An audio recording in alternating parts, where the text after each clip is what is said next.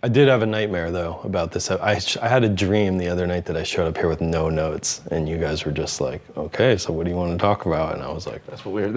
Fucking completely. That's what we were saying in the car. I got in the car. I was just like, "So, what do you want to talk about on the drive down there, and when we get there?"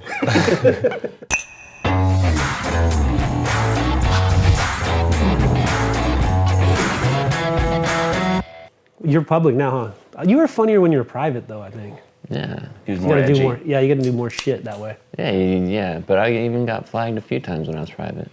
It was annoying, because it was during the Van Styles when he was posting some, before it got cleaned up. We all remember that moment for ourselves. He keeps trying to get Van Styles on. Yeah, let's get him down. Come on. He'll come on. I don't know him at all, but he's like super He's down the coolest dude in the world. Just a good dude and a super skate nerd.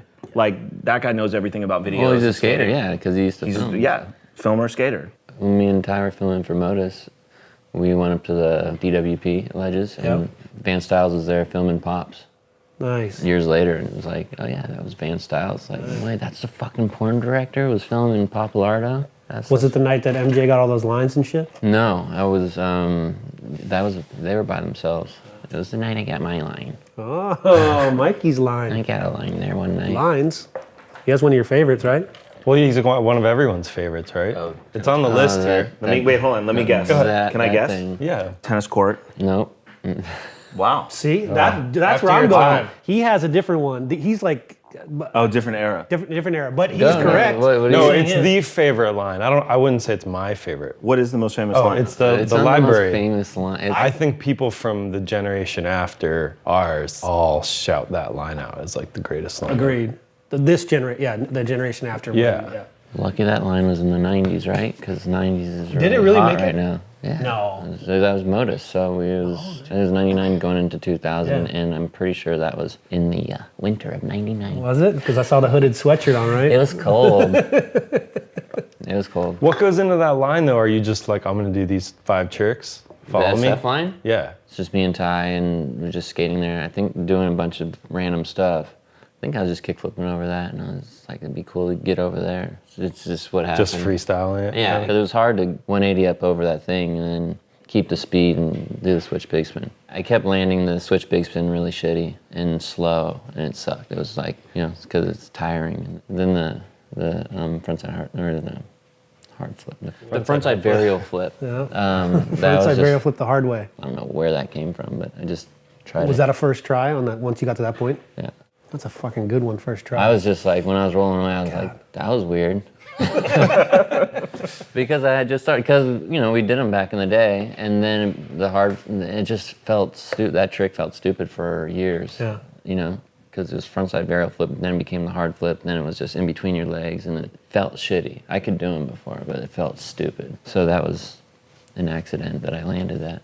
So I was stoked. Would you argue that he kind of brought back the sideways hard flip, not the illusion flip, pancake flip thing? Yeah, because there's people that came after him that like Hermans and shit like that, but he was definitely a couple years after that, But to make sure you did it correct. I can see what he's talking about. There was a quality control thing to his hard flips. Well, then, because in the beginning, the first person I ever seen do that trick was my brother down in Embarcadero, probably in 87.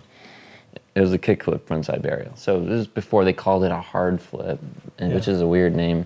It's weird that it stuck, because it's a pretty easy trick these days for kids. I thought they were inward flips. I thought when he was first doing it, Rick was backside. doing them. No, Rick was doing... Yeah, and frontside inward flip. Back then, skating was going so fast, you didn't know what to name it or anything like that, so... It was just random names, just like 43s. Yeah, it's funny about the names of tricks, because we always have these weird little debates, especially with the younger dudes in the teams. It's pretty funny. Fakey frontside flips. Yeah, see that I can't deal with that, because it's not what I still correct kids all the time. It's not what it is. It's not a fakey frontside flip. Yeah, it's a frontside half cab kickflip, or it's a half cab kickflip, or it's... Yeah, because I said, okay, so is there a fakey backside flip? No.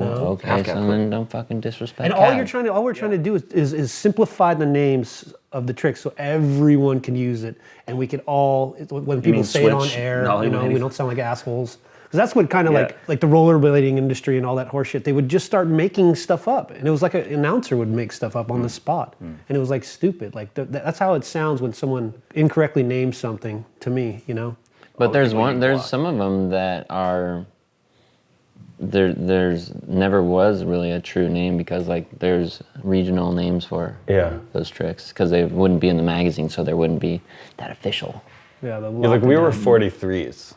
You were 43s? Yeah, and a no comply was like Straight, off the parking block or whatever. But then, have you checked with Mike V on this? Because he's in Jersey, and I bet he has his own opinion ask on him. all I'm of it. scared.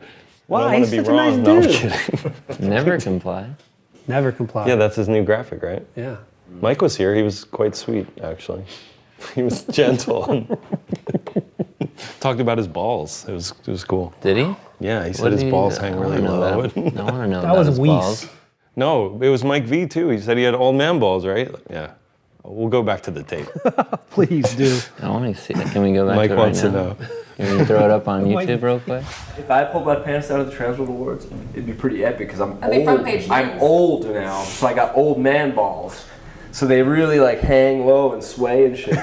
Jake, how did you go from this is a part where I don't understand. What was the jump? Like, because I see a lot of my friends that do skate stuff now, like Ty directed Nestle's commercial and all that. And the jump now I see is a lot more feasible because of the equipment you were using. This, but you were using some archaic shit, doing the best in the industry. But for you to jump from skating then to feature films or commercial, whatever you were doing. I mean, it was a long journey. It depends from when, you know. I mean, after Mike Ternasky died, I came back, made Secondhand Smoke, and then went to film school, made music was your videos. last skate video. Yeah, I resisted it at first, and I remember at Mike's funeral, Colin McKay's dad's like, you know, Jake, you really need to make this video. And I was like, you know, I'm going to school in the fall. I don't know if I'm gonna have time for this. And then Mary took over the company and was running it with Andrick, and then you know they said, well, can you do it? And I said, yeah, I'll do it. So I made it over my Christmas vacation from college. And it was about 10 or 11 days. And that was gnarly because Mary wasn't there. And like Mike's like big picture, like someone took a picture of him at the Vancouver contest. He had that hat with the cross on it and he's like sitting. So it's like in the living room, the house is totally empty. I'm staying there by myself. And there's this giant picture of MT on the wall. And I remember being there alone for New Year's. And I had like a flask of vodka, like a little one, just like this, literally. And I remember sitting there and being like, this is so fucked up. Like, you know, like what has happened? You know, the backstory to film school is that Mike Ternasky and I were going to start a production company together. And I was going to go to film school and get like a formal education. And then I'd come home in the summers. We'd make the Type A videos together. We'd make the Plan B videos together. And then we would write movies. I would have gone to college to learn how to direct formally. And then we would go make films. You know, and he had a couple film ideas and I had some film ideas. And then when he passed away, I was like, okay, well, that's not happening. I was like, okay, but I at least need to throw myself in this school thing completely. And I was friends with the guys from Hieroglyphics because we used their music. So right after I got out of film school, I made some music videos. But Mike Ternasky's brother, Joe, worked for Adobe Systems, the software company. Oh, no way. Yeah, so he's like one of the original engineers who wrote Adobe Illustrator, and that's Mike's brother. Fuck off, really? Yeah, so when Mike died, so Joe and I got really tight, and I started editing for Adobe. And then I was trying to get jobs doing commercials, trying to get jobs, you know, doing music videos. And slowly that turned into the company that I'm a part of, Bandito Brothers. And that company has been the platform that I've done like the majority of work. Right. So what advice would you give little kids doing it now? Because I run into so many kids that say, I want to do I want to film. Zero videos. I fucking love them. I grew up on them. I want to do exactly what you're doing. I'm like, I just bullshitted my way through fucking 15 years. I mean, I think we all bullshit our way through it to the extent that we're like passionate about what we do. But I always believe in like failing upwards. So at least like be noble in like trying to do something that you believe in. Have a point of view, have an idea, have a style, you know, and go do it and try to tell that story and be open to other experiences. Because I remember when I left skateboarding at that time, it really was like I had some friends calling me like, dude, you can't do that.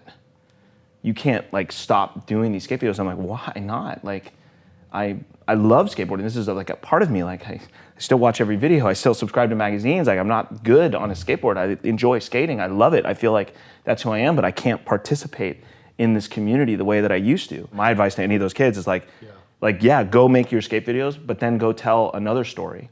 you know, because I think skaters tend to experience the world in such a beautifully honest, emotional way that they see things that the normal public doesn't. Right. You know, like Spike's stories are so special because he's a special, unique guy who was in a time and a place and in amidst something that influenced him.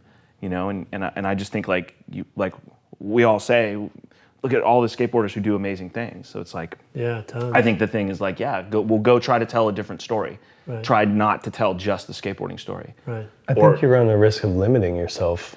If you I only think a use- lot of yeah. skaters have tunnel vision because we love skateboarding Yeah. so much. Well, because we grow don't up go out. just doing that every day. Imagine if you, not imagine, you did. You woke up every day, where we skating with all your buddies, Yeah. you called them. And that's all we did. That's all we know. And everything else in life, we would go to a spot and laugh at normal people going to work. Normal people eating a cheeseburger. Normal people going to watch the ball game. Like, fuck these idiots. You know, so we do have, I'm guilty of it. I do stuff on the side all the time. I don't post a fucking bit of it on Instagram because I'm like embarrassed by it. I'm like, you know, my skate nerds would be like, dude, my skate homies would be like, what are you doing, dude? Get out of here. So I can't. I always tell the people, like, it's going to ruin my street cred. Can't post it. And then? I think was it Ternasky or Rick was like, no, let them go outside or something like that. And so we went outside and we were just standing there. He just went and just hit me, and it was just like, He's like, come on. And I was like, okay. And I just fucking It's like socked Fight him. Club. But this is amazing what happened.